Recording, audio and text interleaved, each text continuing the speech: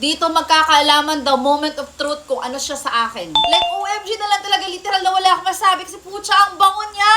But this one, hindi ito i-deserve. Ipang bahay lang or yung pang walang event na lakad. So guys, ngayon magkakaalaman dahil hindi syempre ako magpapatalo sa pinakasikat ngayon sa FYP pagdating sa pabango. So I got my Sita and yes, sinalihan ko na rin itong hair mask and I'm going to use this later. At tignan nyo naman guys, sa packaging pa lang, ang ganda. So ayan, o diba? So eto yung Sita na hair mask, fragrant protein serum, and chinek ko na din sa video sa nakita ko kung paano siya gamitin. So parang conditioner lang pala siya. Ilalagay mo after mo mag-shampoo and then you let it leave like mga 3 to 5 minutes bago mo bandawan. But this one, ang ganda ng box at ang syala ng box ng ating Sita na pabango guys. Ayan, tapos may oil concentrated pa to ha, so matagal siyang mawala. So kung ilagay mo siya dito sa neck mo or sa any skin mo, sa body mo, nag-last siya ng 6 to 8 hours. Pero pag sa damit mo, umaabot po siya kahit pa nalalabhan na.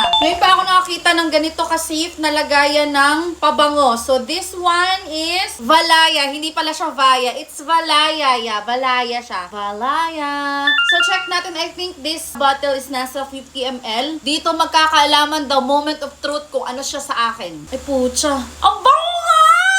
Parang gusto kong bumili ng 1 gallon nito, te. Oh my God! Oh my God. Hindi siya matapang yung atake niya at yayamanin. Girl, amoy na amoy expensive ka nito. OMG, te! Dali, amoyin niyo dalawa para malaman talaga kung legit. Dali! Tignan niyo, dali! Naamoy ko na dito. Halika muna dito, dali! Oh, si Ate Inday, ikaw kasi wala kang bata. Dali. Wow. Diba? OMG! Ikaw din! Diba? OMG guys, hindi din siya like yung super duper tamis na parang candy na parang lalanggamin ka. It's not. Oh my God, like OMG! You need to buy expensive perfumes na i-get mo na to OMG. Like OMG na lang talaga, literal na wala akong masabi kasi putya, ang bango niya. Kasi guys, ang hirap magsabi na super duper bango ng pabango kasi kanya-kanya din tayo ng taste. Lalong-lalo na dito sa video. Balikan nyo ako kung hindi to pasok sa inyo na ako sinasabi ko sa inyo. Ang bango niya!